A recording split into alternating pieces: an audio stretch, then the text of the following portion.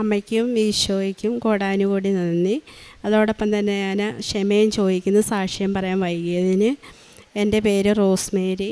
ഞാൻ കൊല്ലം ജില്ല ക്ലാപ്പന ഇടവയിൽ നിന്ന് വരുന്നു. ഞാൻ ആദ്യമായി ഉടമ്പടി എടുത്തത് 2/3/19 ഉടമ്പടി എടുത്തത്. എനിക്ക് ശ്വാസം മുട്ടലെന്ന രോഗത്താലാണ് ഞാൻ ഉടമ്പടി എടുത്തത്.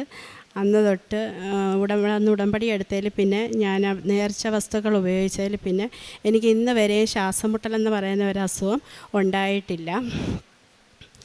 അമ്മയുടെ ഉടമ്പടി ഉപ്പും തേനും ഉടമ്പടി തൈലവും പുരട്ടി പ്രാർത്ഥിച്ചതിൻ്റെ ഫലമായി എനിക്ക് ആ രോഗത്തിന് സൗഖ്യം കിട്ടി.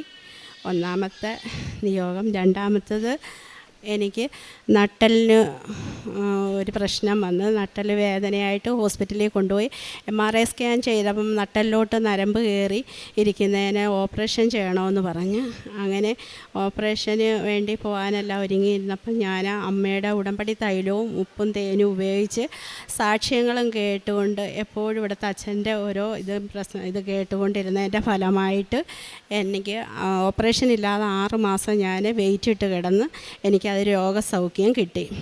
മൂന്നാമതായിട്ട് എൻ്റെ ശരീരത്ത് ചൊറിച്ചിലും തടിച്ച് വട്ടത്തിൽ കറുപ്പ് പാടുമായിരുന്നു.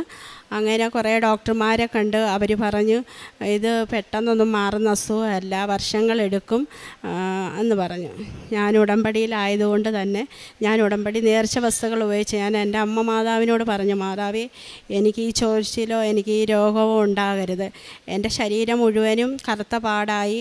അപ്പോൾ എനിക്കിനി മുഖത്ത് മാത്രമേ ഉള്ളായിരുന്നു പാട് വരാത്തത്. അപ്പോൾ ഡോക്ടർ പറഞ്ഞു ഇനി മുഖത്തും ആവുമെന്ന് പറഞ്ഞു.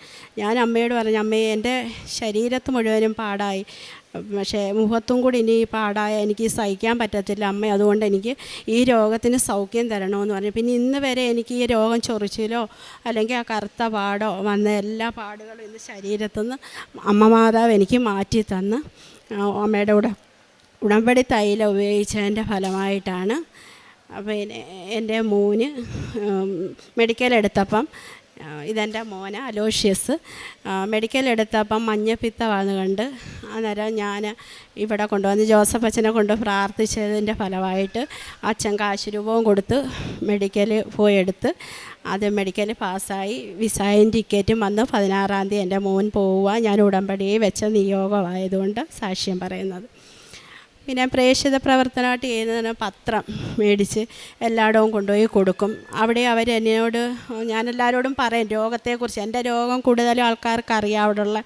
അതുകൊണ്ട് ഞാൻ ഈ പത്രവും കൊണ്ട് ചെല്ലുമ്പോൾ ഞാൻ എല്ലാവർക്കും കാശ് രൂപവും തേനും ഉപ്പും എല്ലാം ഇവിടെ നിന്ന് മേടിച്ചുകൊണ്ട് പോകും. അങ്ങനെ എന്നോട് ഓരോരുത്തർ പറയും പോകുമ്പോൾ ഇനി ഞങ്ങൾക്ക് അത് മേടിച്ചുകൊണ്ട് തരണേ, കാശ് രൂപ മേടിച്ചുകൊണ്ട് തരണേ, ഉടമ്പടി തേനും ഉപ്പും ഒക്കെ വാങ്ങിച്ചുകൊണ്ട് തരണേ എന്ന് പറയും. അങ്ങനെ ഒരുപാട് ആൾക്കാർക്ക് എന്നോട് ഇവിടെ വന്ന് ഉടമ്പടി എടുത്തിട്ടുണ്ട്. അവരൊക്കെ വന്ന് സാക്ഷ്യവും പറയാമെന്ന് നേർന്നിട്ടുമുണ്ട്. പിന്നെ ഗവൺമെൻറ് ആശുപത്രിയിൽ ഞങ്ങൾ കുറേ ആൾക്കാരുണ്ട്. അവരെല്ലാവരുടെ ചോറ് വെച്ച് 100-110 പൊതിയൊക്കെ ആയിട്ടാണ് ഞങ്ങൾ ഹോസ്പിറ്റലിൽ കൊണ്ടുപോയി ചോറ് കൊടുക്കുന്നത്. പിന്നെ മറ്റുള്ള എനിക്ക് ഒരുപാട് പേരെ കൊണ്ട് ഹോസ്പിറ്റലിൽ പോകാൻ ഞാൻ തന്നെ എനിക്ക് രോഗമുള്ളത് കാരണം എന്നോട് ഓരോരുത്തർ ചോദിക്കും ഇന്ന ആശുപത്രിയിൽ പോയാൽ പറ്റുമോ, ഇന്ന രോഗത്തിന് എന്നെ ഒന്ന് കൊണ്ടുപോകാമോ എന്ന് ചോദിക്കും. ഞാൻ അവരുടെ കൂടെ പോവും.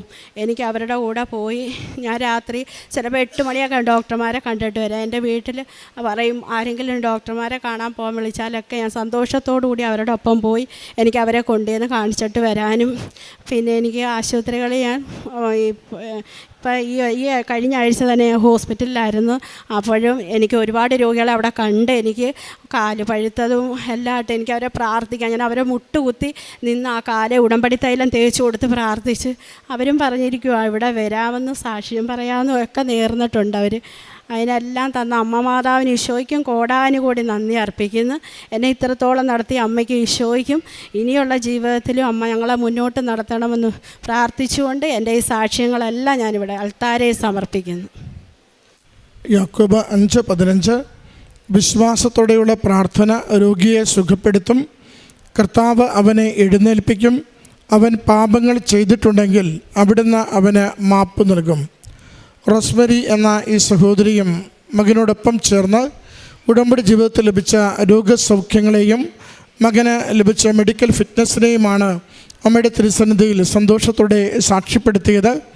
സഹോദരി ഉടമ്പടി നേർച്ചവസ്തുക്കൾ, പ്രത്യേകിച്ച് ഉടമ്പടി തൈലം, ഉടമ്പടി ഉപ്പ് എന്നിവ ഉപയോഗിച്ച് സഹോദരിക്കുണ്ടായ രോഗക്ലേശങ്ങളിൽ അത് തുടർച്ചയായ വിമിഷ്ടമാണെങ്കിലും നട്ടലിന് വികാസം വഴിയുണ്ടായ രോഗാവസ്ഥയാണെങ്കിലും അലർജിയുടെ രോഗാവസ്ഥയിലാണെങ്കിലും അമ്മ മാതാവിൽ ശരണപ്പെട്ട് പ്രാർത്ഥിക്കുകയും അതിൻ്റെ തീവ്രതയിൽ നിന്നും ഗൗരവമായ സാഹചര്യങ്ങളിൽ നിന്നും സൗഖ്യത്തിലേക്കും സാധാരണ ജീവിതത്തിലേക്കും അമ്മ മാതാവ് നയിച്ചതിൻ്റെ സന്തോഷമാണ് ഈ അൾത്താരയിൽ പങ്കുവച്ചത്.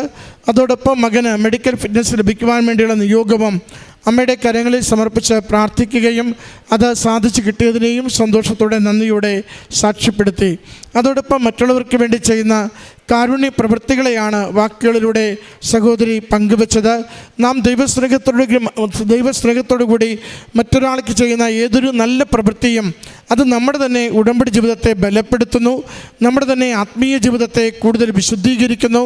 കൂടുതൽ എളിമയോടുകൂടിയും കരുണയോടുകൂടിയും ദൈവനാമത്തെ മഹത്വപ്പെടുത്തുന്നവരാകുവാൻ ദൈവത്തിൻ്റെ ദരിദ്രർക്ക് നമ്മൾ ദൈവമുഖമായി തീരുവാൻ നമുക്ക് സഹായിക്കുകയും ചെയ്യുന്നു. അതുകൊണ്ട് ഉടമ്പടി ജീവിതത്തിൻ്റെ ഏറ്റവും ശ്രേഷ്ഠമായ ഒരു പദ്ധതിയാണ് അതിൻ്റെ കാരുണ്യ പ്രവൃത്തികൾ.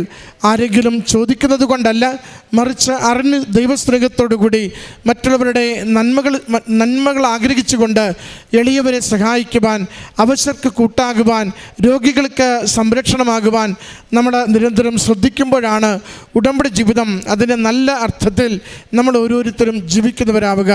ഈ കുടുംബത്തിൽ ലഭിച്ച ഓരോ സംരക്ഷണത്തിനും സൗഖ്യത്തിനും അമ്മ മാതാവിനും തിരുക്കുമാരനും നന്ദി പറഞ്ഞുകൊണ്ട് കരങ്ങളടിച്ച് ഈ സാക്ഷ്യം നമുക്ക് സമർപ്പിക്കാം. അത്യപൂർവ ദൈവാനുഭവങ്ങൾ ഇനി നിങ്ങൾക്കും സ്വന്തം. ഈ യൂട്യൂബ് ചാനൽ ഇതുവരെ സബ്സ്ക്രൈബ് ചെയ്തിട്ടില്ലെങ്കിൽ ഇപ്പോൾ തന്നെ സബ്സ്ക്രൈബ് ചെയ്യുക. ഈ വീഡിയോ ഇപ്പോൾ തന്നെ നിങ്ങളുടെ സുഹൃത്തുക്കൾക്ക് ഷെയർ ചെയ്തുകൊണ്ട് കർത്താവിൻ്റെ പ്രേക്ഷിതരാകുക.